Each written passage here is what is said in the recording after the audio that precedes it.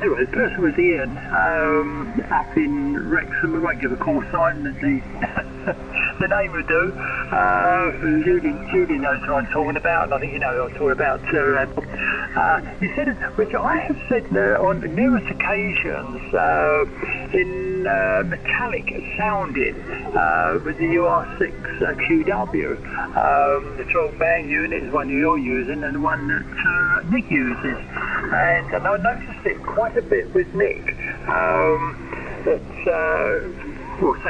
Quite often, I should say, quite often I've heard it with Nick's audio. It just has that metallic sound to it, or robotic sound, whichever way you describe it. That's what I hear. But then I don't know. It might be down to my speaker, or just purely down to my hearing. But anyway, it's there, and there are occasions that with yourself as well, Bob, that it just on whatever particular microphone it is that you use, that it just gets this like metallic, robotic sounding, digital. Yeah, I think he describes it all right there, Bob. Oh, interesting. So are you finding that on this particular transmission at the moment, yeah? Not really, no. It depends on the microphone. I'm not really noticing it on this transmission. No, at all. Not at all there, Bobo. Well, I think certainly, excuse me, certainly the pod mic, Graham, that is one aggressive microphone, because, you know, I can tell from the recordings here, and that does have a lot more grit to it than, for example, this one or the RE320 does, for example. Yeah, I think it might have been with the pod mic. RE320, the pod mic, and I think it might have been with the PR781 as well, Bobo. Yeah, well, it really does depend a bit, of course, Graham. You know, you've got a lot of control. I mean, on the upper register on here, I mean, you have to be quite careful, particularly around the 2.4 kilohertz mark, because if you overdo those and for the 3.3K, it can start to sound quite brittle. Yeah, yes, I suppose yes, it does. Yeah, but I say that, mind you, this is what I hear. I'm not saying I dislike it. No, I like it because it actually does. To me, it enhances the audio to a degree. But no, it's only what the comment that was passed yesterday. I'm not complaining about it at all. It's just the fact I notice it, and at times I think, oh yeah, that really does actually enhance the audio. But then I suppose the other thing is it depends on what filtering I might have in at this end, which at the moment all I got is a bit of noise reduction, and that's it. But contours off, PRS is off. Yeah, because I could just switch them on to turn them off and just touch a button and everything was all working. But no, I suppose really, I could say I quite like it.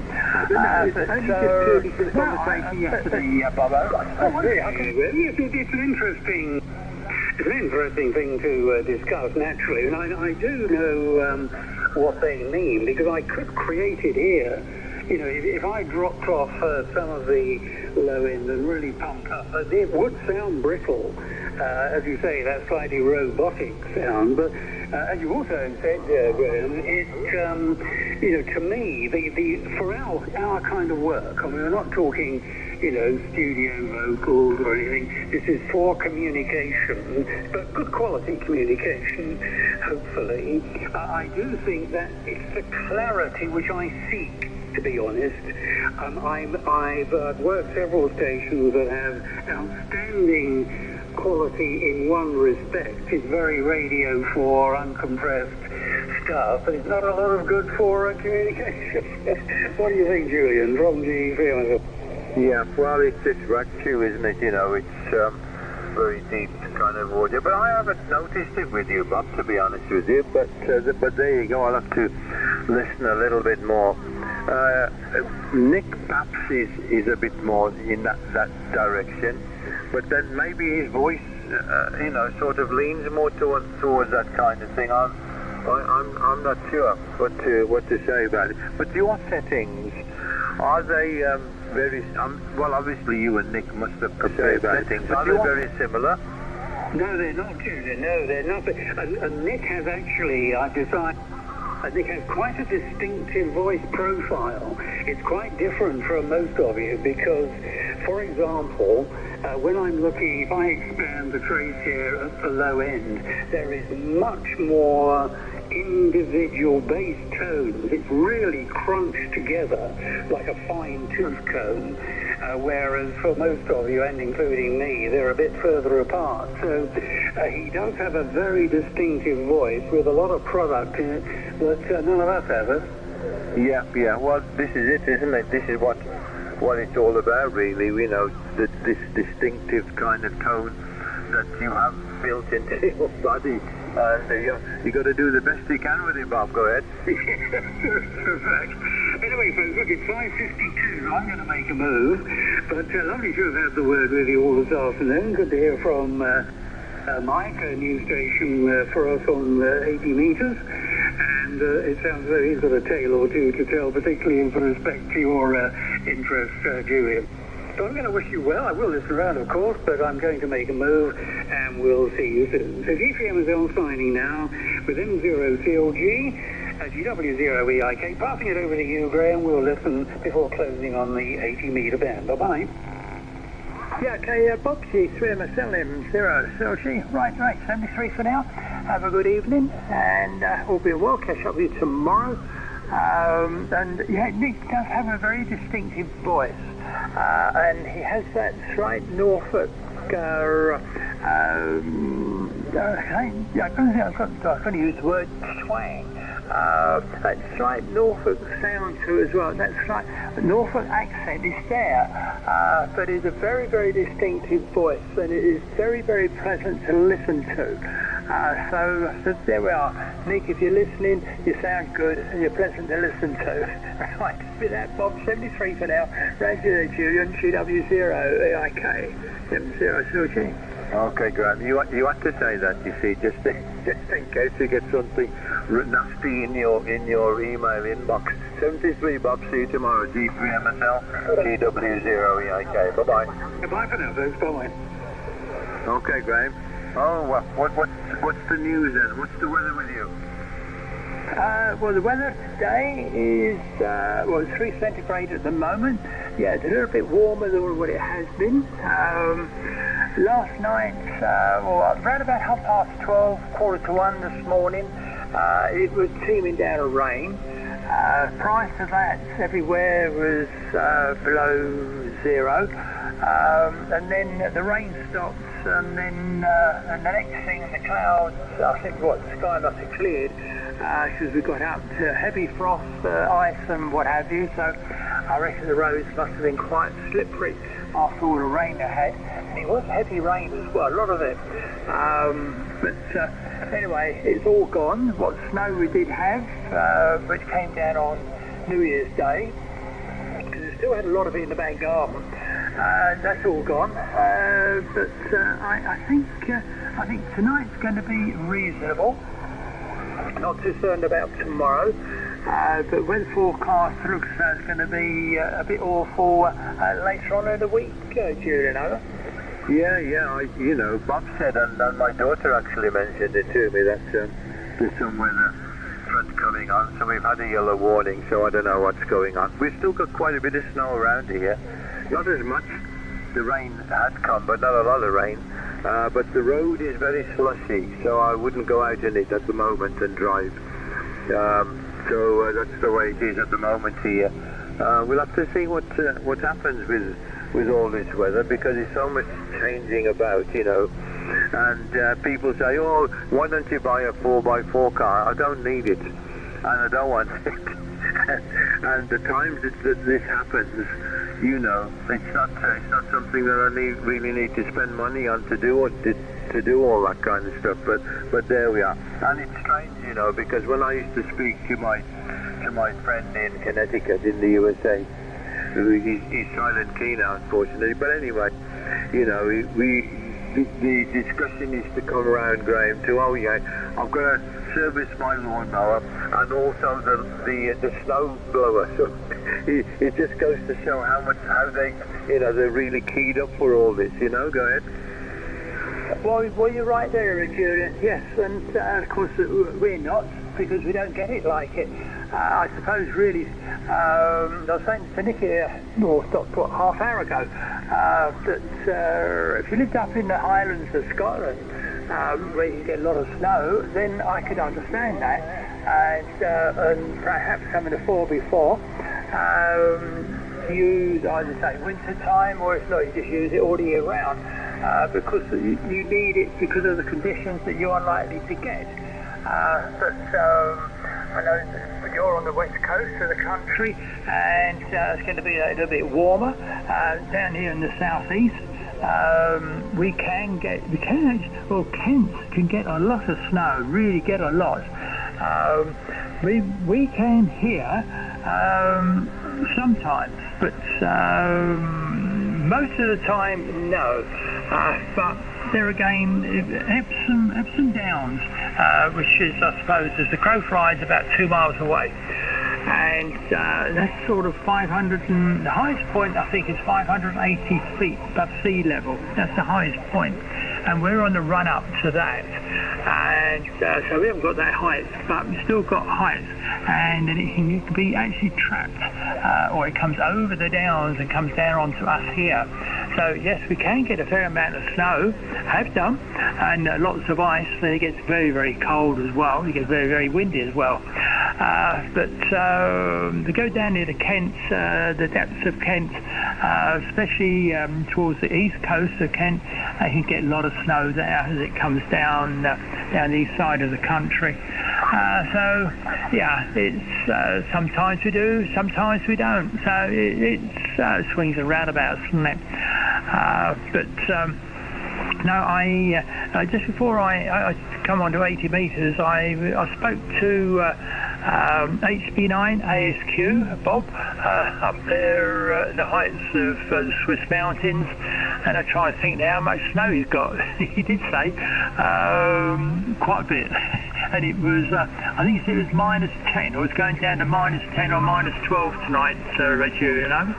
Yeah, well, you know, we had -7 the other night. I don't know if you were listening, but yesterday the damn water pipe froze up, because we've got our own water supply here, and it comes from the borehole and goes into the pressure tank, you know, to give about 3 bar pressure, mains pressure into the house. But the damn pipe froze up, so we had no water. But I knew what it could be, and I was hoping it was that, and it was. So I had to go out with my hot air blower and defrost it, but it's been okay now. But so yeah, we was quite surprised to have that kind of temperature, but there we are. But okay, I've got to go in a couple of minutes. But have you been out driving? Your car is automatic, is it not, Graham? Go ahead. Yeah, car's automatic. Oh yeah, that's the other thing I was going to say, because your car, if I remember right, is an automatic, isn't it? And you've got manual gear change, and whereas our car's automatic, it's got manual gear change as well.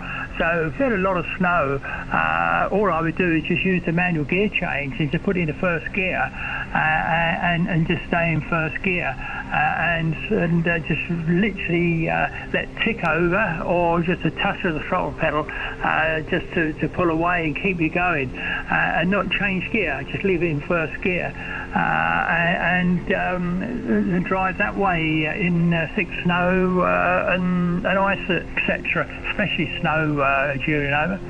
Yeah. Well, our second gear I would recommend it anyway, but it's up to you, of course, because it's got less torque, you know, for wheel spinning and stuff like that. But I don't need any new tyres at the moment, but I was saying, I think I mentioned it before, a friend of mine, he's got an automatic Volvo, and he bought these Michelin tyres, all-weather ones. There's a particular name of them, I can't remember, but he swears by them. He says, you know, they'll go anywhere. So it's something for me to think about next time we have to have new tyres. But you know, in all honesty, we don't get this weather that much, you know. So again, is it a waste of money? Go ahead. Well, yeah, well, yes, it is. Yeah. The actual fact, our car's got Michelin on the front, and God, I'm trying to think of the name of the company for the rear. Yeah, gosh, I can't remember the name of it. Now the rear ones are a bit noisy, the front ones are quiet. So you've got Michelin on the front. That's how it came like it. Why haven't they had Michelin on the front? Somewhere along the line, someone, well, the previous owner, mind you, it was a mobility car. So when the person who had it as a mobility car, went back to whoever supplied it, and I suppose they decided to change the tyres on the front, and the originals are on the rear, but so put these Michelins on the front, which are very, very nice indeed, and they're very, very quiet. So I'm for the life of me, I'm trying to think of the name of them there, Jude. I'd have to look it up on the internet. Over. Yeah, well, I've got Pirellis all round on mine. It came with those. I haven't done a lot of mileage in the car, so it's got those. But when they wear down, I shall try these Michelin jobs. But it's surprising, you know, when you're talking now about tyre noise, how much you get with the different surfaces. I think the cheaper tyres, they're harder rubber, I think, and transmit more noise into the cab, you know, Graham. Go ahead. Yeah, I think you're right there, Julian. And of course, the other thing is, I don't know. When you've got it, you can do this with your car. We can actually select the mode of comfort. You can have comfort mode, eco mode, and then there's another one. But it's all down to tyre pressures. So for eco mode, you look at the tyre pressure of 40 psi. For eco mode. But if you want comfort mode, it's 33 psi, or 33 pounds per square inch, or if not eco mode, it's 40 pounds per square inch. There's quite a difference.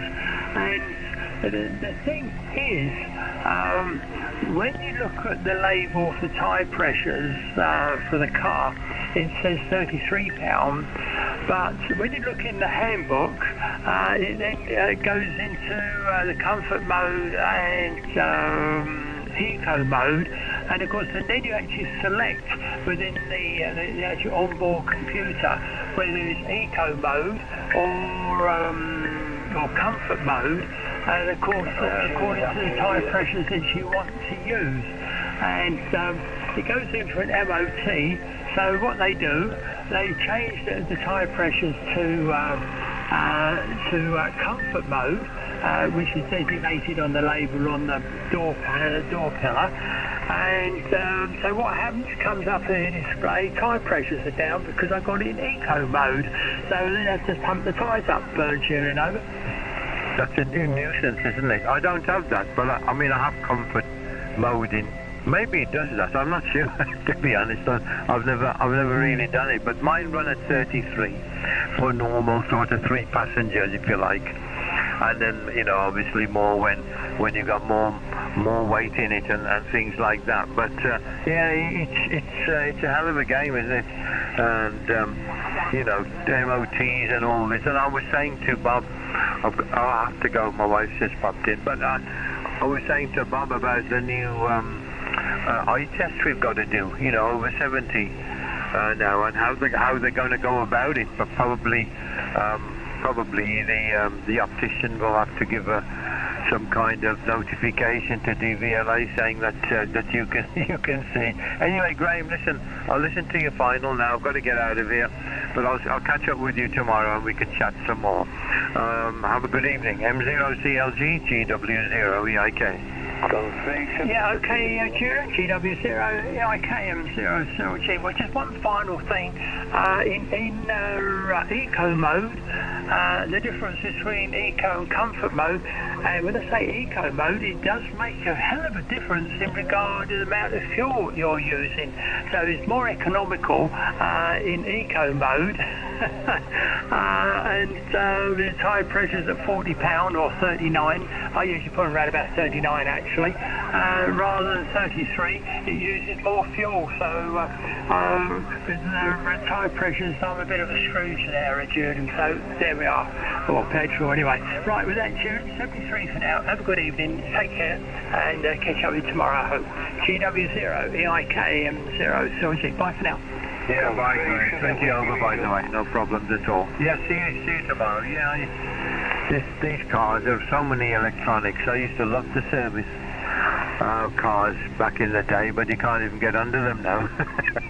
with all the panel they have under the engine and things like this. Anyway, that's for another time. See you soon, and thanks a lot. M0CLG. GW0EIK. Bye-bye.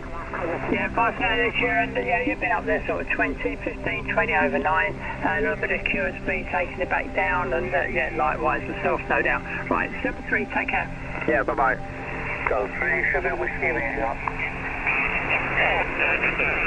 Golf 3, Sugar Whiskey Radio, G3SWR. Very good evening to you there. Right, bear with me for a moment, I'm just writing things down here. Yeah, and G3SWR, this is Mike 0, Charlie Lima Golf, go ahead. Roger. I heard you say something, and so I thought I'd come in. I'm just getting this video. Would you mind if, like, giving us audio checks and see how it's doing? Yeah, no problem whatsoever.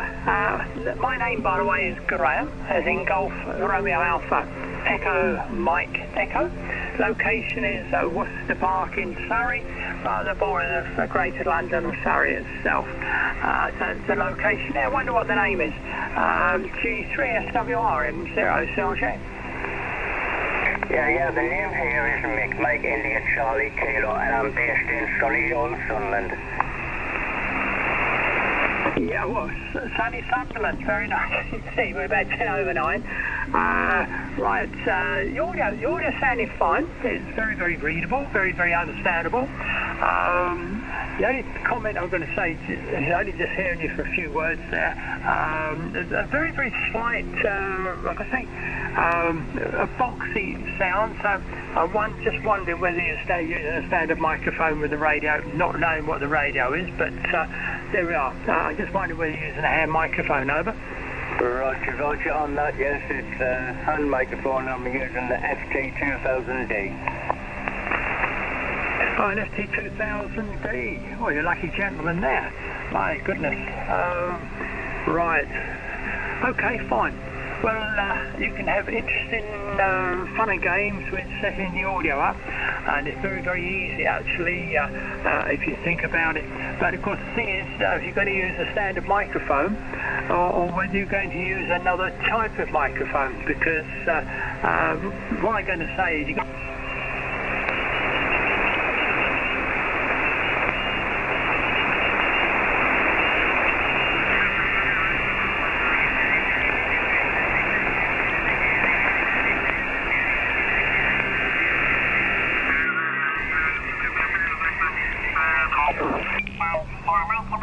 what type of microphone, or what microphone are you going to use there, Mike, over?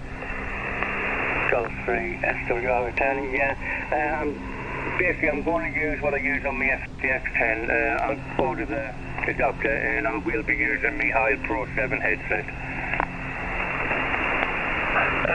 Sorry, I didn't...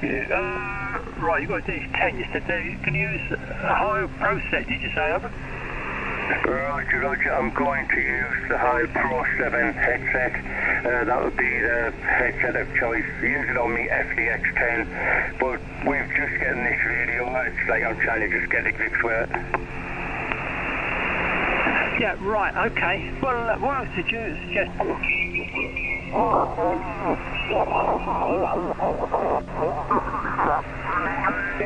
1000D. It's the same parametric. It's exactly the same. The only difference is DX10, you've got AMC to deal with, which you need to run that around about between 55 and 65 AMC, and not at 100. So whatever settings you use your DX10, use exactly the same on your 2000D mic. Over. Roger, Roger, I'll do that. I'll probably go through that tomorrow when I'm off, and hopefully get it all dialed in. Once it's dialed in, that's it, it'll be left alone, and it'll be just running as it is. Yeah, okay, fine. Well, yeah, it's say 2000D is very nice 200 watts out of that. How old is it? Yeah, just out of curiosity, only just curious, how old is actually the radio? Over? Roger, Roger, I'm not too sure. Like I say, I would probably guess, you know, it's around about between 5 and 10 years old. I guessed that, but I'm not 100% sure. Yeah, it was quite easy to actually work out. The serial number. The first number is the year, and bear in mind 2006 is where the 2000 was launched here in the UK, or launched worldwide, 2006. So if you've got a 7 or an 8 or a 9 or a 10, if it's an 11, of course you're a lucky gentleman if you've got an 11. And the next to that number would be a letter, and the letter relates to the month of manufacture, and it's in alphabetical order starting from the letter C, not A, from C. C represents January, not A, it's C represents January, and they go right way through the alphabet to December. So each letter, they're all the way through, so you just work it out, it's quite easy.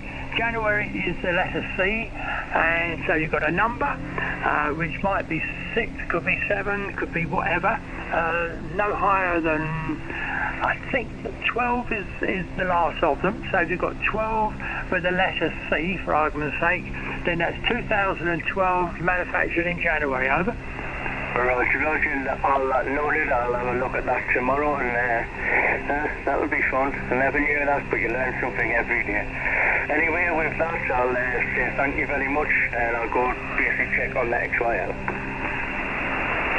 Yeah, okay, fine there, Mick. Yeah, no problem. Unfortunately, I think it was taking a bit of a dive, but there's just the bad conditions there. Never mind. But anyway, good luck with that. And yeah, nice radio. They work very, very well indeed. IPO is a brilliant feature on it, especially on the 4080 and or 60 meters as well. And of course the top band, but yeah, IPO is brilliant. But anyway, it's good. And the VRF is another interesting little tool, and contour. Set that up, but you don't want to go minus, you want to go plus on the contour setting with the menu. I use contour setting, I use setting of plus 15, and the level I think is 9. Anyway, there we are.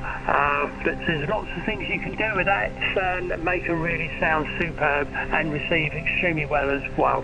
Right, with that, we're just 73 for now there, Mick, and good luck with that. I look forward to speaking to you, when you got the other microphone, the ProSet 7, I think it was you said, get that all up and running, to be sounding really good there. Anyway, with that, 73 for now, from M0, Charlie Lima Golf. Zero Charlie Lima Golf, Golf 3, Sugar Whiskey Radio, thank you very much. Yeah, right, okay, no problem, 73. 73. Hey, it's me, Tony, Mexico 1 Echo United Zulu. Your Yaesu, the FTG8, you know, the 101, have you got another radio to compare it with, the S? Because I figure the S meter on this thing underreads in comparison to all my icons. Right, okay there, Tony, good evening to you there. Yeah, unfortunately, well, I've got a 101, excuse me, but unfortunately they're not side by side. My desk is a bit cluttered, I've got no room to put it. I have got another desk, and I keep saying to myself, should I put the other desk in place of this one, which is bigger? The only trouble is, I can't get to the wall switches to turn everything off from the main, so I'm sort of stuck there, Tony. Yeah, it's... Well, I'm using a 5000 MP at the moment, but I don't know, it's the meter reading the same. Oh gosh, I've got to think back of, well, I've been running this now for about 3 weeks, nearly 4 weeks, so I think this is a little bit more livelier, but there again the 5000 has a IPO1 and IPO2. So I think the IPO on the 5000 is set up a little bit different to the 101, Tony, over? Yeah, well, I got IPO, which is everything switched off, really. And then you got preamp 1 and preamp 2. But no, if I compare this Yaesu against my 775 or my old 781 or any of my ICOM radios, the S-meters tends to read much lower than what the ICOM ones do. I'm not sure either whether this thing is 3 dB per S point as opposed to 6. Yeah, see, yeah, Yaesu used 3 dB, not the 6, Tony, over. Oh, well, that would explain why it seems to read low in comparison to everybody else. Well, what I found with the 101, to get well, if you get the signal report, well, in fact, well, no, the signal report, yeah, I can say, yeah, the signal report, turn the IPO off, and AMP1 with 6 dB of attenuation, I think that works out just about right, Tony, over.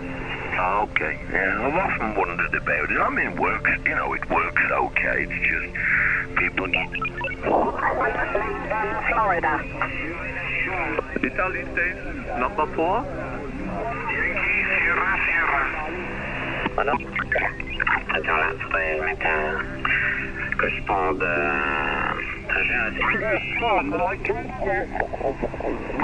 Oscar Papa 0, Whiskey Alpha calling. Oscar. Just wait one Wanda.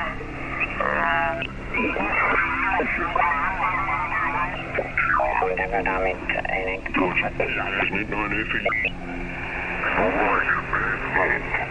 Voilà, Sierra.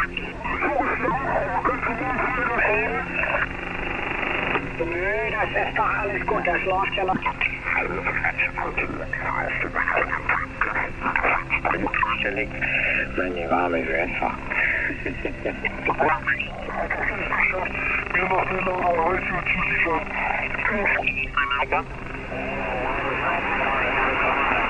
Sierra Papa 5 X Tango 459.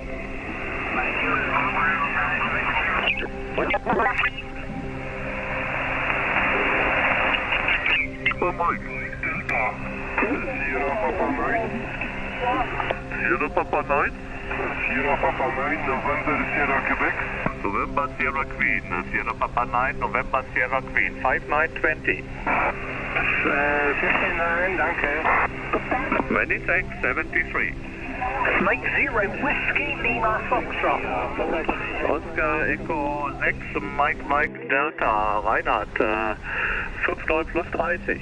Ja, danke, plus 40 hier. Hier Süden von Österreich in der Nähe von Karl, 73. 71, danke. Hier ist Delta Alpha 0, Whiskey Alpha. Mike 0, Whiskey Lima Foxtrot. Sugar Fox Echo. Mein Auto. Ja, guten Abend. Delta Lima 9, Sierra Foxtrot Echo, 5 und 1. Okay, Delta Lima 9, Sierra Foxtrot Echo, das geht mit 59 plus 30. Dankeschön, 73. Delta Charlie Florida 4, Echo Lima Charlie. Delta Charlie 2, Sierra Bravo Foxtrot, 5 times plus 20. QSL, Foxtrot 4 Lima Hotel Kilo 589. Thank you, my friend. 50973, good luck. Yeah, no, I don't miss driving around in the snow. I spent years and years driving a truck over the top of the Alps and down into Italy, so I know about snow. But no, I mean, I was surprised when I woke up that all the snow was gone. So, hey, actually, weird thing, last night I was chatting to John on the radio, and I think about 1 o'clock I said, I'm going to head off to bed, John. So I think about 2 o'clock I went to bed, and it was -7, right? Anyway, I fell asleep. I woke up about 6:30, had to go to the loo, then went back to bed, switched the electric blanket back on, and lo and behold, I didn't wake up till 3 o'clock this afternoon, and I haven't slept that long in years, over. Oh, well, probably done you well to good there, Tony. Certainly did. Well, once I must say, last night, I slept better last night. In fact, both of us did. And I put it down to the fact that it being a bit warmer, it slept just a little bit better.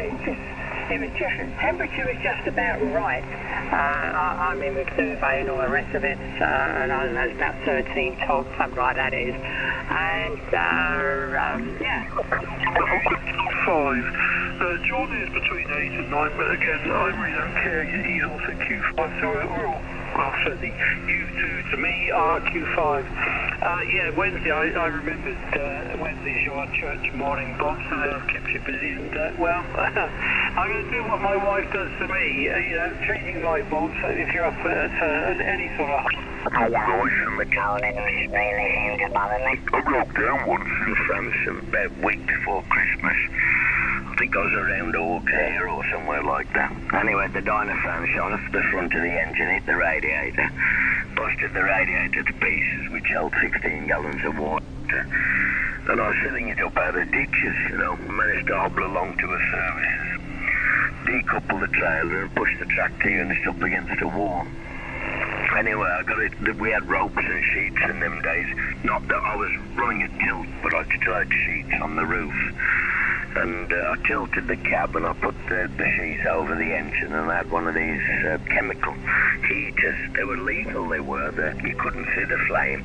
Forget what the stuff that you put in them now. And I put that underneath the engine blocks. Of course, the radiator was empty by this time. And I phoned my brother up, and my brother went up into Scotland with Dave, picked me up a new radiator, just before Christmas this was. And they got a new diaphragm shaft, because the shaft broke off the front of the engine. And I got loads of tools on me, so I stripped the front of the engine down, right, to get at the diaphragm shaft, because you got timing gears on the front of the truck engine. So I managed to get the old shaft out, and it was a shaft that broke in Italy, a couple of years before, when my brother was driving the truck, and he couldn't get a shaft. So he took the broken shaft to an engineering works in Italy, and the machine went up for him.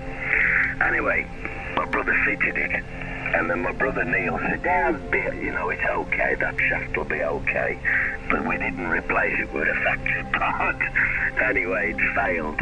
But the temperature was 27 below, and that was without wind chill. And I could live with it, you know. Mind you, I spent most of the time in the services keeping warm and eating food.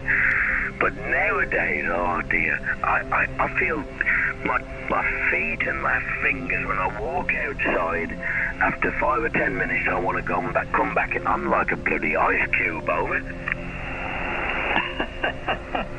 Well, by the way, it's 20 over 9, a little bit of cruise speed there, but I think what, dare I say it, is age. I think, Tony, I think that's what it is age.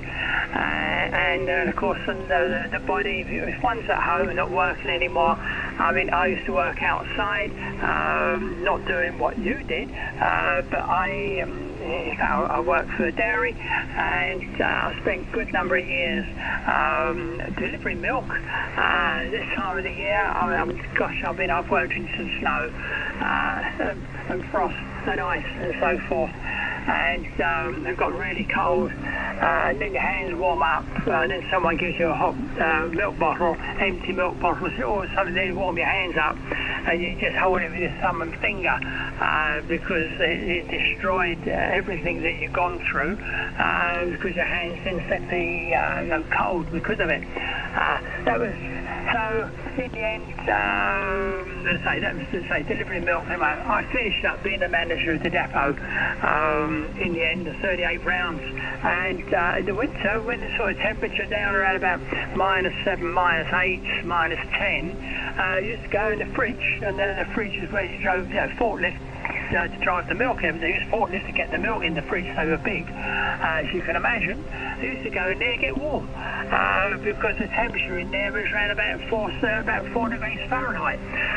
So -10 outside to go in the fridge to warm up there, Tonio. Yeah, I remember those days. I haven't seen an electric milk float in 20 years. Do they still exist? They do. Yes, yes, they are electric. In fact, I think now they've actually changed over to, well, what comes around here, they're similar sort of thing to a, what could I say, a small, a pickup truck with sides and fully electric, Tonio.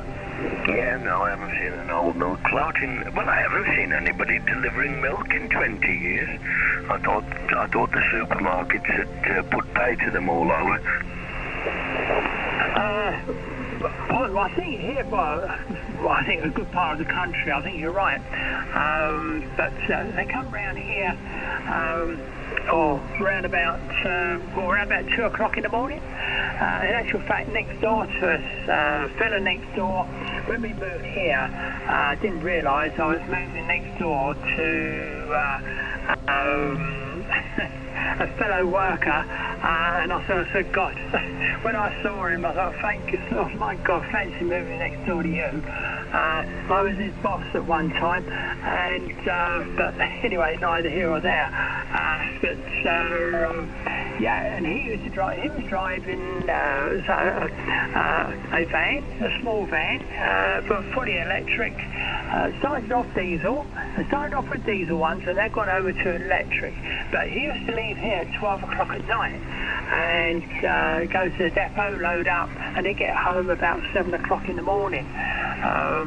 Sometimes a bit later, but say around about 7 o'clock in the morning is when he finished. So, yeah, they deliver here during the night and early hours of the morning. So it's only if you happen to get up and have to go to the loo or something like that, or if not, they drop some milk bottles outside or a crate. It might wake you up, otherwise they don't hear them there, Tonio.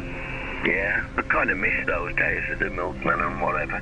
I remember the milk floats here, was it Midland County Dairies it was, and they had all electric milk floats.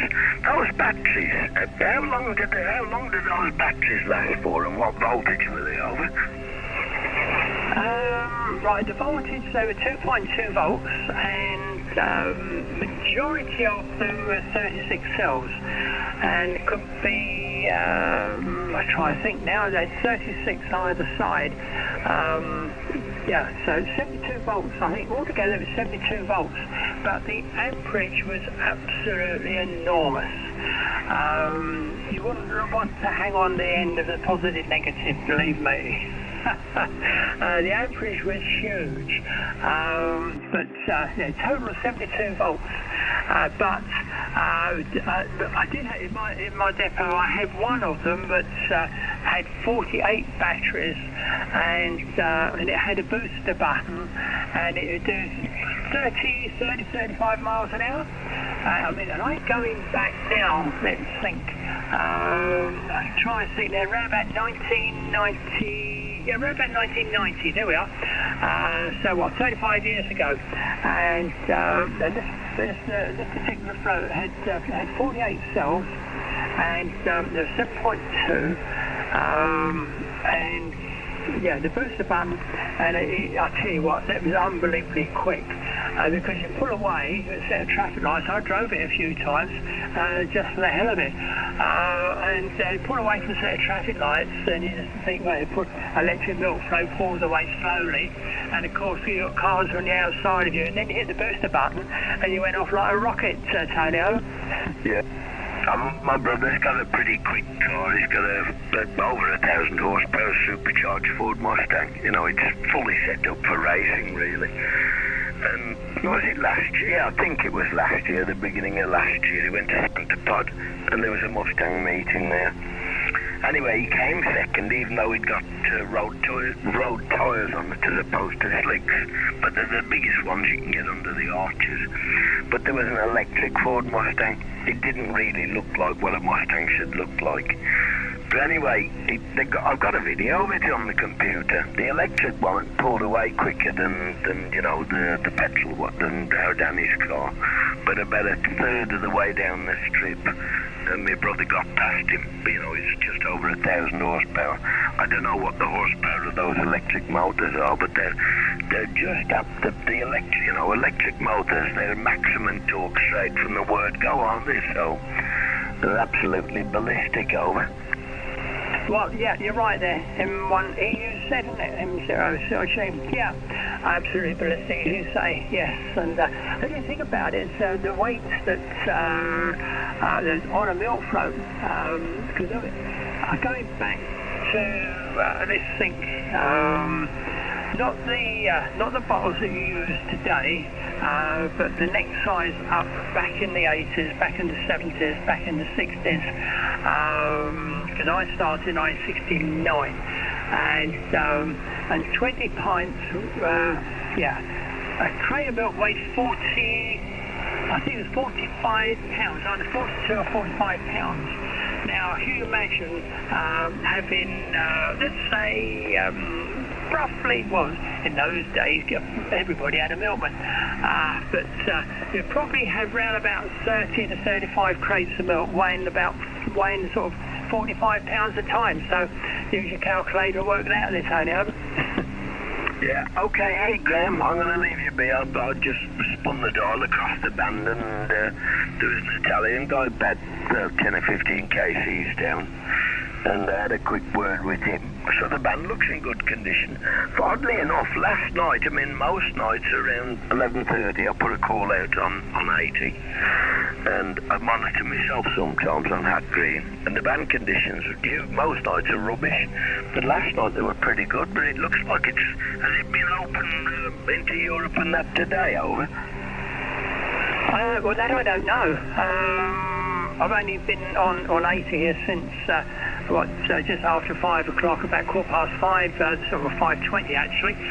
This evening, prior to that, I was on 40 metres, and I was talking to one person up in York, and he suddenly started to fade away, and then a chap in Switzerland joined us, and the Swiss gentleman, he was sort of 15 over 9, whereas Paul I was talking to up in York was actually fading away to nothing actually. So 40 metres within the UK sort of fell away, and Europe opened up. So 80 metres, what it's been like only since I've been on here around about 5:20, Tony. So I can't answer the question there. I don't know, Tony. Oh, so you're not one of you don't come on late at night and work a bit of DX? I come on at night, the odd occasion I might, but usually I come on and just have a listen around. I then creep up on the 40 metres, have a listen up there, see what's about. Might work 1 or 2 stations there on 40 every now and again. Other than that, really, it's for me here, I find the summer is better, and I can, say 17, 10 metres, 17, 12, yeah, all of them are pretty good in the summer, and I find it more enjoyable then, but DX, not a great deal in the winter there, Tony, I'm afraid. Okay there, Graham. I think I'd better head off and get some breakfast. Lord knows what time I'm going to go to sleep tonight after waking up. I think it was 3:30 when I woke up this afternoon. Anyway, I've had a couple of cups of tea, but I better get a bite to eat. Catch up with you later, Graham. You've been 5-9 plus 10 plus 15 on occasion, so the band's open. 7-3, mate. Yeah, okay, Tony. Just one thing. I know you fly a drone. I've heard you talking about it. I don't know whether you realise there's some new regulations coming on the 1st of January. I don't know whether you had notification about it, over? Oh, yeah, I took the test. My mate took the test 2 or 3 weeks ago, and he passed. And I said, pop round and we'll do it between us, like, so we could cheat. Anyway, he hasn't shown up, and his mum was bad in hospital and whatever, and I think I took it on the 1st of January. So I went online, found the test page, and just started answering. There was 40 questions, and I think I scored 34 out of 40, but it was more difficult than I imagined it to be, and I should have swatted up beforehand, really. But apparently, 34 is a pass, so they give you a registration number then. I printed it off twice. The one number you got to keep in your pocket, really. Well, you don't have to, but it's a good idea to. And the other one is the one that you got to have, on the drone, which is already on there, so it's a 2-part test. But mine's a 0-rated drone, so it's 249 grams, so I had to take the second test, but as for flying it in like restricted type areas, over a certain weight, you got to be so many meters away from people. Whereas the sub 250 gram drone, you could take it off in the marketplace in your town, zip it up to about 300 feet above ground, and it'd all be legal and that. Not that I intend to do it, but I did get it with the intention of putting an aerial over the tree at the back. I'll probably never use it for that. But there's a couple of nice buildings in the town. The castle, which is 1,100 years old, probably need permission to film that, but I might film some of it. And there's a lovely church where a bomb dropped outside there at the First World War, and you can see where the shrapnel, went into the stonework. But it's got a beautiful spire, so it's a really nice church. But I'll go up there one of the mornings in the summertime when it's quiet and nobody's around, and zip the drone up. And then you can set this thing to do an automatic circle at whatever altitude you want and whatever distance back from the centre point. So I'm going to do a circle of the top church, because beautiful stone building. And there's another church at the bottom of the town called Bottom Church, which is a red brick building, but it's actually much older than Top Church, which looks to be the older one of the two. So I thought maybe next summer I'll swivel around them and do a bit of a video. And there's a great canal tunnel at the bottom of the road from me. It's 1 3/4 long. Dual tow paths for horses, and you can get 2 canal boats in there simultaneously. They call it the 2-mile tunnel bridge, about 1 3/4 long. Next to that, there's a pumping house, pump house, which used to pump water out of the mines, then pump it up the side of a hill to a holding reservoir, and then they used to use the reservoir at the top of the hill to top the lock system up. But you've got the tunnel, the pump house, and the chimney stack. They're all within about 400 feet of one another, so they're really nice historic, buildings in there. And I thought about I fly down there regular, but I thought about taking the drone up and encompassing that, and then following from the canal tunnel down to the lock system, and make it a bit of a video up for my own pleasure. But I fly down there regular. But I didn't go out today with it, but yesterday I took off. There was 2 or 3 inches of snow on the 2.5 inches of snow on the ground. And I zipped up to about 300 feet, and I flew down to the fields, and I thought, I wonder if anybody's been walking across the fields, They call it a nature reserve now. And I could see some cycling tracks, but I couldn't see any footprints in the snow. But today is the first time in ages that I didn't take it out, because I woke up so late this afternoon over. But they're great fun. Get yourself one, Gray. No, thank you. I'm a bottle flyer. Yeah, there we are. So, yeah, right. The trouble is, the authorities don't know the difference between a model aeroplane and a drone. And the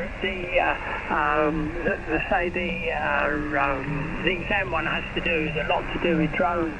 I don't fly drones, don't want a drone, and no interest in flying a drone. I've been flying model aeroplanes since I was about 10 years of age, and I'm now 85, and I still fly them and still make them. No, as from the 1st of January 2026, so 1st of January this year, the CAA have come out with some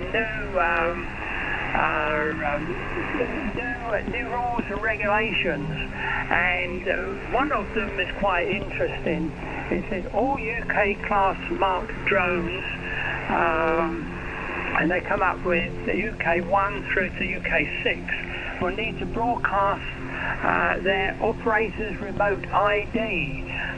So that's something there, not knowing what yours comes under. Yeah, I don't know whether you've been notified about it, but anyway, the CAA have come out with a new lot of regulations, so be well worth having a look there, Tony. But no, I'm not a drone flyer. I have no intention ever to have a drone. I'm terribly sorry. But no, I'm a model radio control flyer. And I've been flying radio control airplanes since about 1973. I think that's when I started. 72, 73. Prior to that, it was control line and the gliders, rubber-powered unit, free flights. Yeah, that's it. So, no, only airplanes only there, Tonio. Yeah, well, I started off the same way, both wood models with, dope on them, with elastic bands and a propeller. Then it went to glow plug engines, and with glow plug engines fly-by-wire, the control lines. And then I went from that to proper remote-controlled aircraft. But I think about 1975, I become more interested in loose women and fast motorcycles, so I gave up.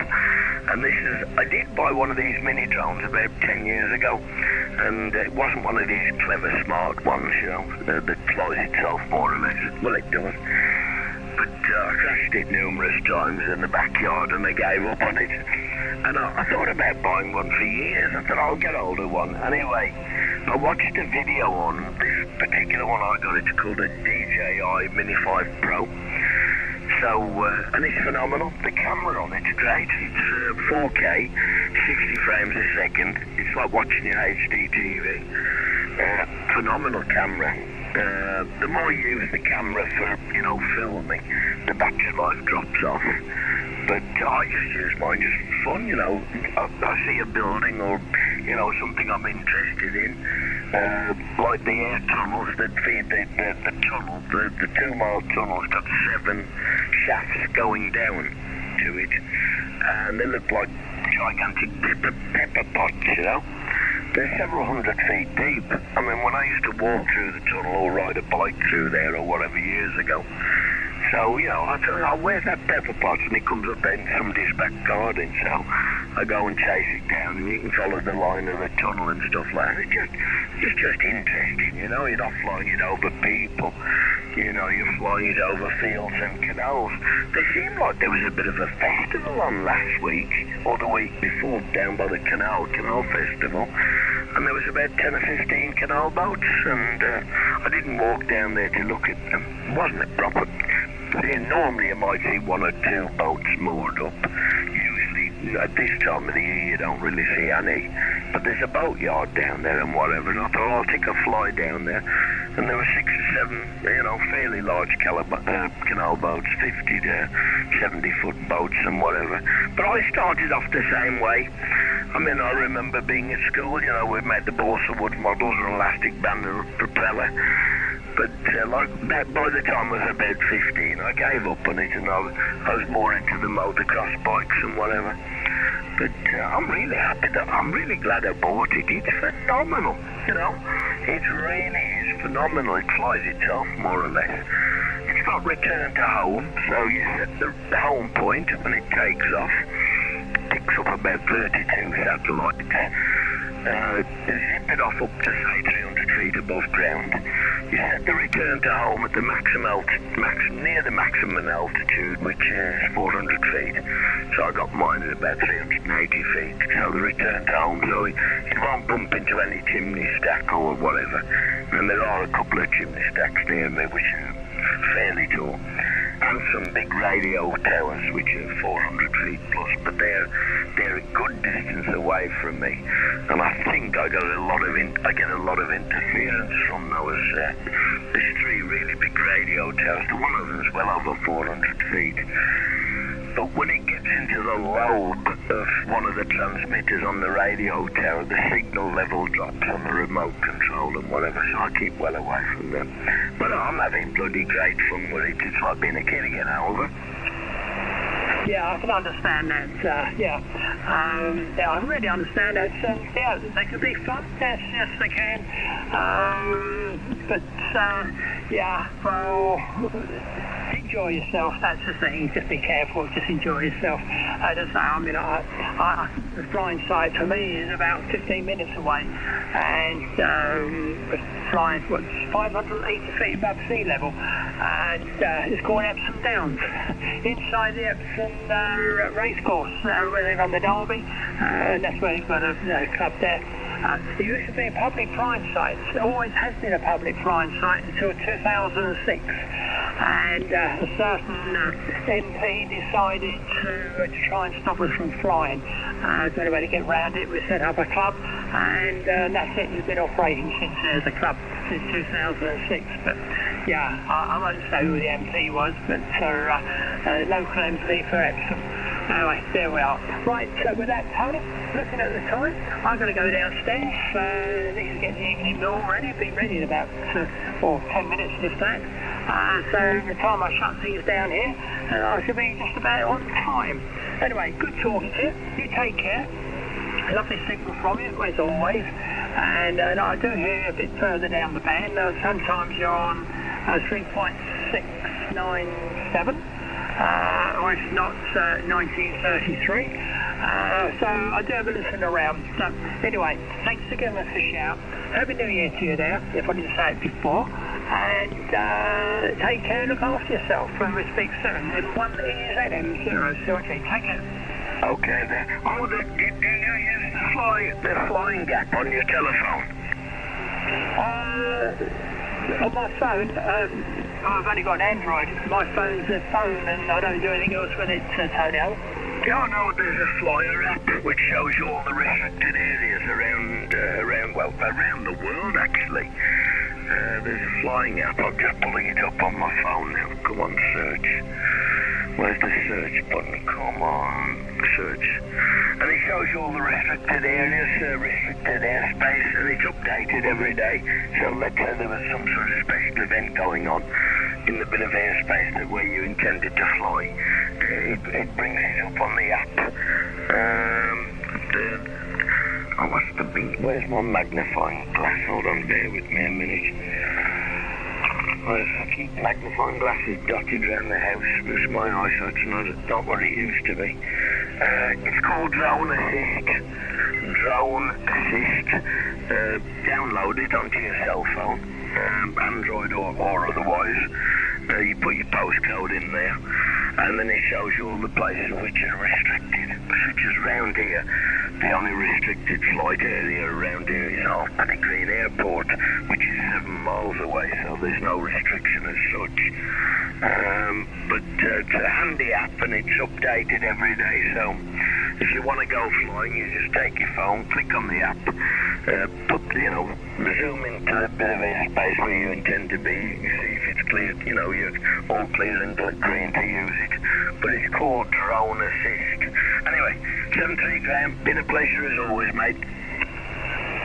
Yeah, okay there, Tony. I'll have a look at that, but probably not, because I only just fly fixed-wing aircraft.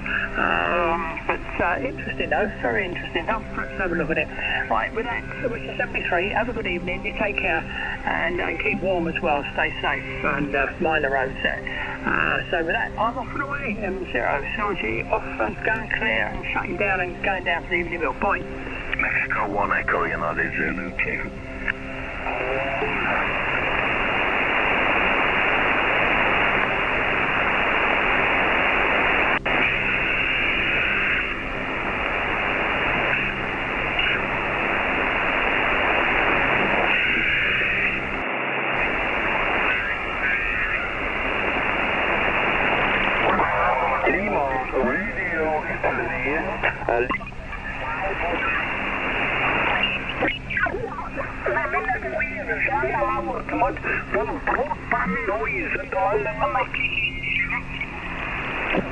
Oscar Zulu 1 Kilo Hotel Zulu.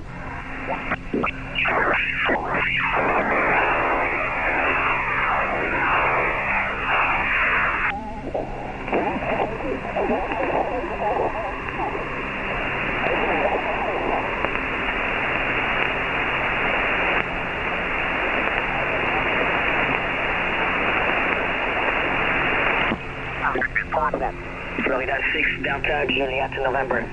Again? Florida 6 Delta Juliet November.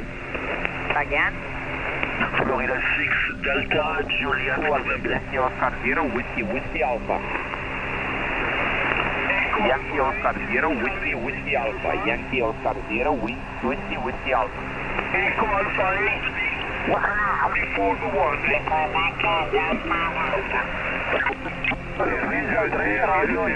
Clear signal.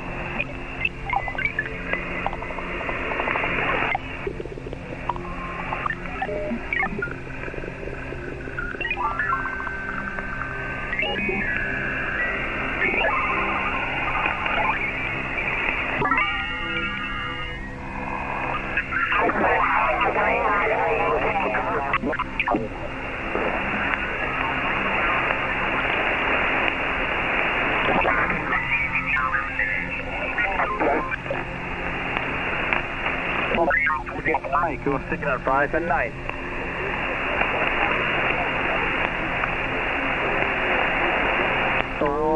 Roger, QSL, thank you, and 73.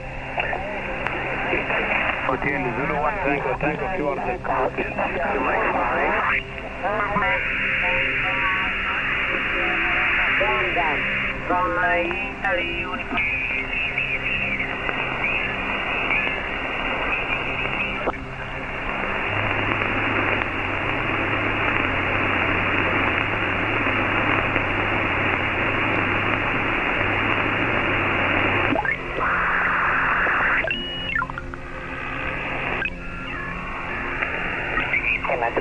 Úplne perfektní.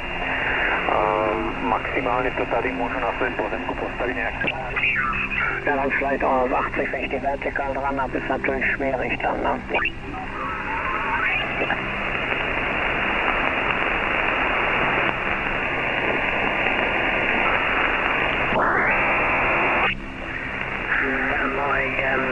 My laptop upstairs, so I use upstairs E11.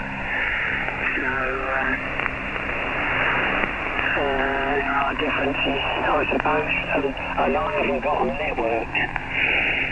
You can actually network those two computers, you know, Barry. It can be, I think it's I've never done it. I'm not a lover of having, I mean, there are people that join their main computer, their tablet, their laptop and their phone, join them all together. So, but that means you've got to keep them all switched. Well, you know, you don't have to keep them all switched on, but you can. And you can transfer stuff from A to B to X to Y to Z to F. You know, that's all because they're all connected together via the network. But you haven't got a network. You ain't got a router, have you? So, but you will have, I suppose. I don't know whether you will or not. I mean, from what you said about the letter, about your phone, they're just going to change it and you keep the same phone, so, I don't know. Odd. Very odd. If you've got to have an internet phone, perhaps they do it somewhere else, you know, a box at the end of the road or something with a router or whatever in it, and all my phones connect via the wire to the station, then it gets transferred to... Oh, I don't bloody know. I ain't got a clue what goes on, Barry. I try not to get involved these days. I just want an easy life. I just want to be left alone for an easy life. G4FCX, ZSGY.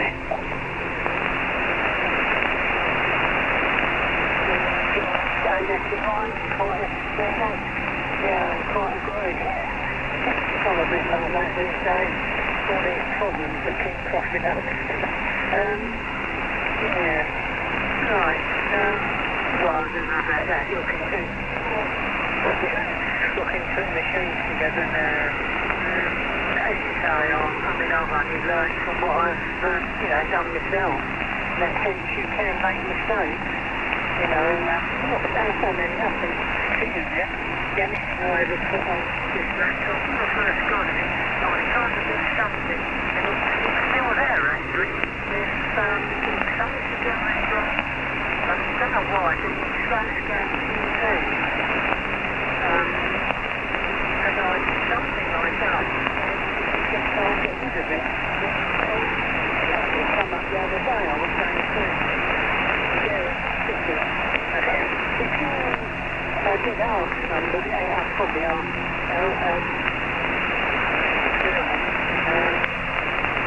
the charging iPhone.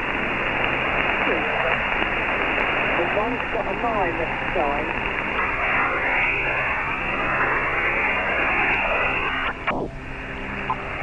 Alpha 53 Whiskey American.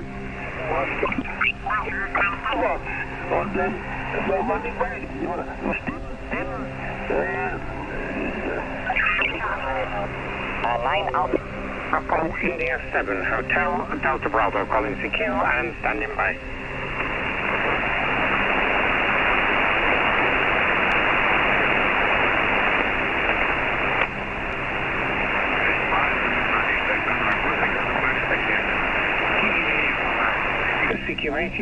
CQ80, Echo India 7, Hotel Delta Bravo, Echo India 7, Hotel Delta Bravo, calling CQ and standing by.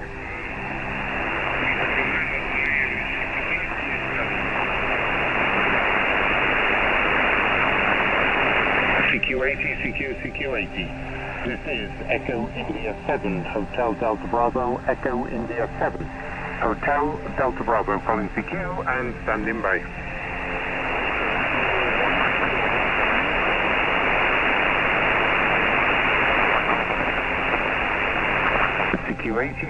CQ80, Echo India 7, Hotel Delta Bravo.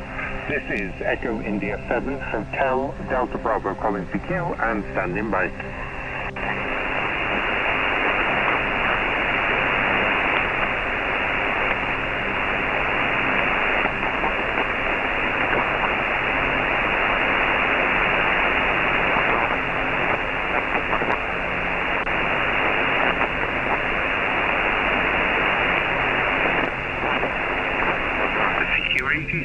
CQ80, this is Echo India 7, Hotel Delta Bravo, Echo India 7, Hotel Delta Bravo, calling CQ and standing by.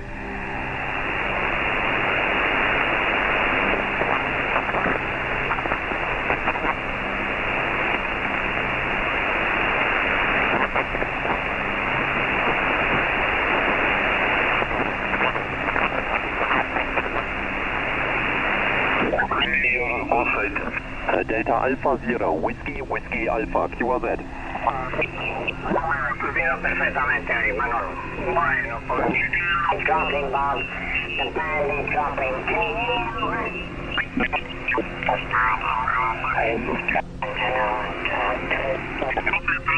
Whiskey America.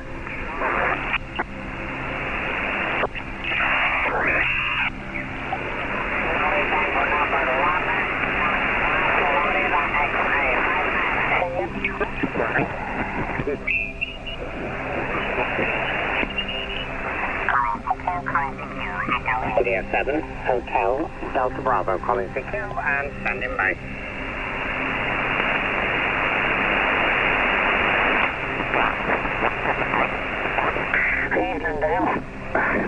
I've now got the feedback into something. That's off. Yep, I think it's gone now. Good evening, all down. I'm not sure who else is joining, so I'll throw it back to you. Yeah. Sierra Foxtrot. Sierra Foxtrot. We can't what we deal with. KG, going on 3.757 megahertz. D7WK8, D7WK8. Are any of the hunting and amateur radio society? G8BKG, Golf 8 Bravo Kilo Golf, calling on 3.757 megahertz, standing by.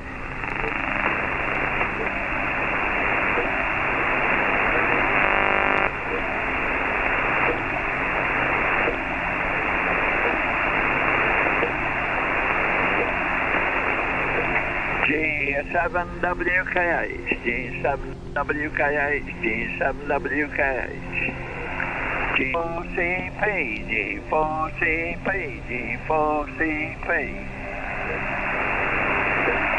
M0SRS, M0SRS, M0SRS. Or any members of the Huntingdonshire Amateur Radio Society? This is G8BKG, Golf 8 Bravo Kilo Golf, calling on 3.757 megahertz, standing by.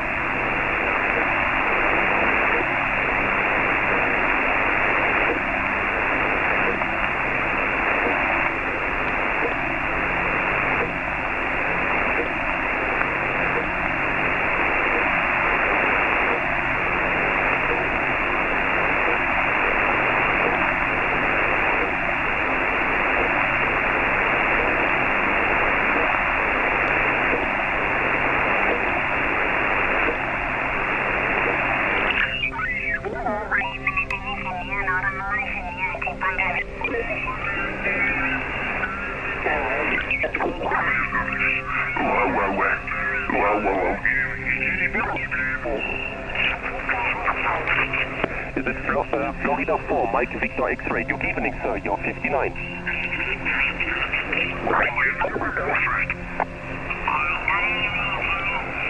Wiseman there with any before?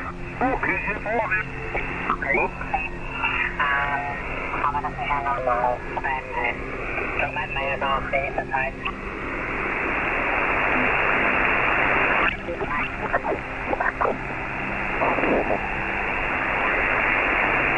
Natürlich hier rumlaufen und ein bisschen PTT knochen.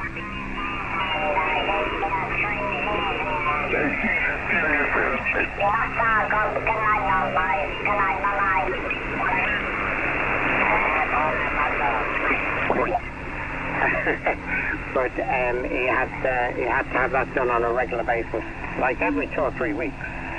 And then he went to some chiropractor. I can't remember who it was. Well, it wasn't here anyway, it was in the UK. But he went to this chiropractor, and the chiropractor sorted him out. And the guy was actually registered disabled because of this problem with his shoulder. And he was a carpenter, and he couldn't use a handsaw because it just happened to be like his right shoulder, and it just couldn't use it. And after going to the chiropractor for, I guess, about 6 months, it was a while, he was completely cured. And he was using hand saws and all sorts of things, and no more injections. So that might be a possibility if it's something that's ongoing, that maybe a chiropractor might be able to steer you in the right direction. Yourself, John, and then I will put out a call to see if there's anyone else ready to join the net. EI3HQB, EI3 Charlie Charlie. Yeah, no problem, Dave, no problem.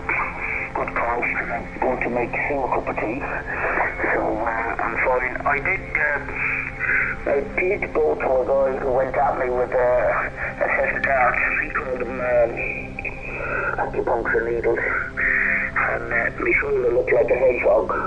He said, how's that? I said, brilliant. I said, you can leave them there. I'll buy them off you. I said, I'll cut a hole in my coat and to be able to stick out through it. But he wasn't having it.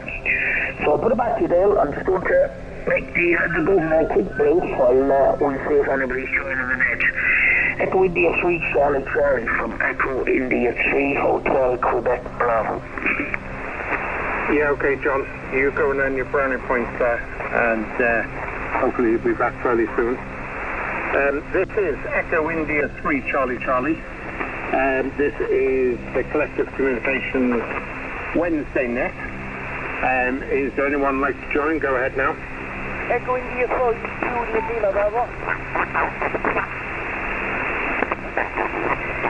Yeah, Echo India, where are we? 5 Juliet Lima Bravo. Good evening, Jamie. I take it all is well with yourself. I wasn't looking at the needle. I was too busy typing you into the log there. So on your next over, I'll give you a signal report. But you were fairly loud with me anyway, so that's a good sign. EI5 Juliet Lima Bravo, Echo India 3 Charlie Charlie. Echo India 3 Charlie Charlie from Echo India number 5 Julia Lima Bravo. Well, thanks for the net tonight and the call, Deal. Your report here to me is 5 and 9 just good, and your audio is crystal clear, Deal. Whatever's going on these meters tonight, there's very little noise on it. I hope we get a good few calls tonight, Deal. As I met a couple of them on Facebook. As well, Dale, so I'll put it back to you, Dale, and you can give another shout out to see if there's anyone else who to come in. Yeah, okay, Jamie, no problem. Yeah, you were a good 5-9 with me. Occasionally you went up to 5-9 plus 5, and occasionally you dipped down a little bit, but that's just the band. But it is, the band is fairly quiet tonight. There is a continental station very, very faintly in the background. I don't think I'm causing them any grief. They're definitely not causing me any grief. So hopefully I'm not causing them any grief either as well. Okay, Jamie, just stand by. I'll see if there's anyone else ready to join. This is Echo India 3 Charlie Charlie. Collective Communications Net. If anyone would like to call in, go ahead.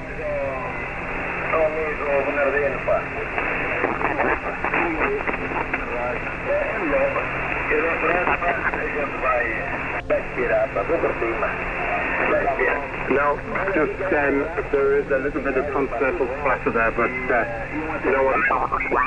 Delta Alpha 0, Whiskey Alpha. First mount, you get that. By like something. Ja, så ungefärligt, ne? Ja, mycket till det.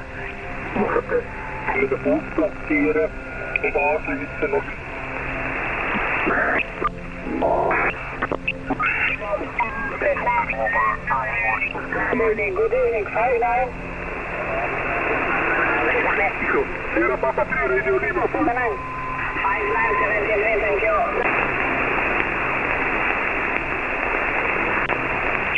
Will be about 2-year-old. That's about all. Of course, modern car tyres, isn't it? I think they deliberately make them so they deteriorate very, very quickly. But that's about it. Everything else was fine on the car, so I'm quite happy with that. I've got my new MOT certificate now. Otherwise, I've done nothing. So I've had another lazy afternoon doing nothing. Didn't even turn the radio on. So here we go. I watched that video, George, by the way. Yeah, it's hardly surprising, isn't it, what they're up to. I know. I would prefer going over to Linux, but there's one or two programs that there is no Linux version. and I use them programs. They're only on the radio, of course, but I know RM Noise, there's no Linux version for that. Don't use it much, so I'll probably get that without. But the other is the SSTV program, and there's no Linux version of that, unfortunately. Well, I don't think so. I haven't checked for a long time. I'll have to have a word with the guys down in the south and see if they know anything. But yeah, it's the one thing, isn't it? Yep, well, I was here when you started. I've got some noise.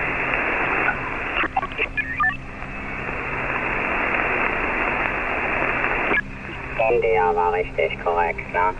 Ja, ich sehe das hier alles bei qrz.com. Aber nur mit 4x4, also...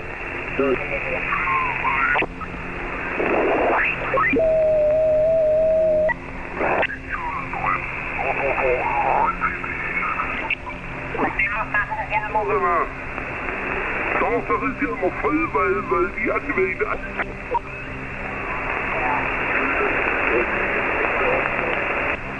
Thank you, Echo Mike, Zero West Coast, America. Thank you, QRZ. Delta Fox 9, Sierra Papa. Delta Fox 9, Sierra Papa. Delta Fox 9 oder 3? 9. Roger, Delta Fox 9, Sierra Papa. Schönen guten Abend, 5 und 9 Plus hier aus der Nähe von Bremen. Dankeschön, ebenfalls 5-9 Plus hier in der Nähe von Aalen, Delta 9, Sierra Alpha Mike. Roger, bedanke mich, 73, QRZ, Delta Alpha Sierra, Whiskey Alpha. Sugar Papa 6, Delta something Lima.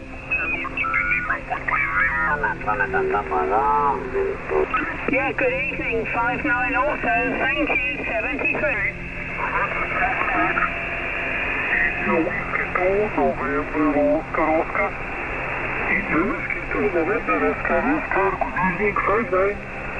Good evening, thank you, 59 for you, 73, bye-bye.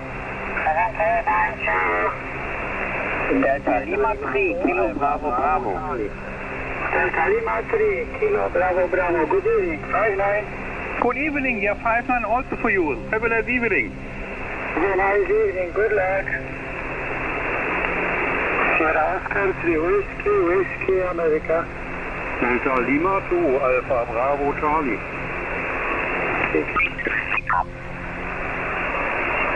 Secure Delta Alpha 0, Whiskey Alpha.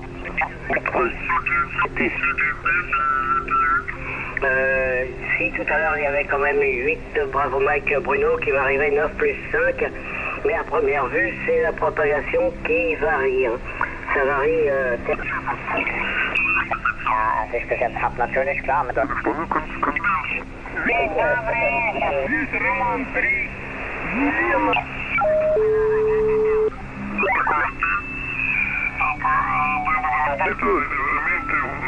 Molto fastidioso qui.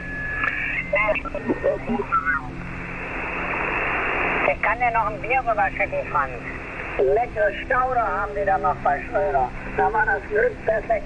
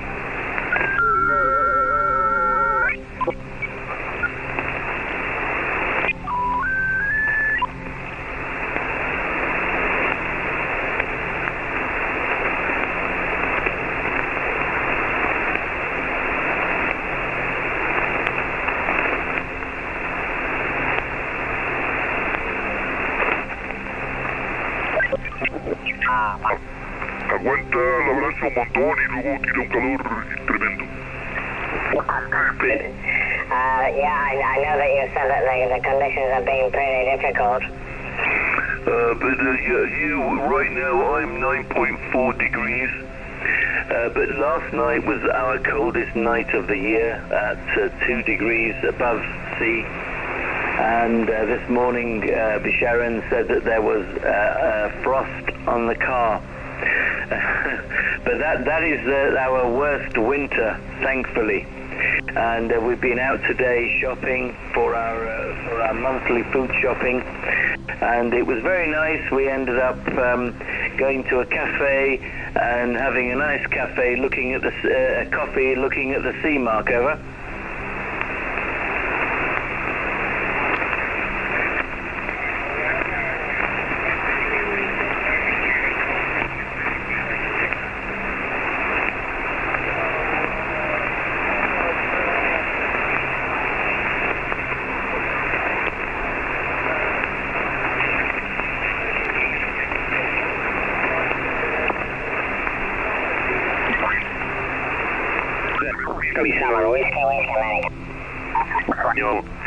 De finales de los 70s.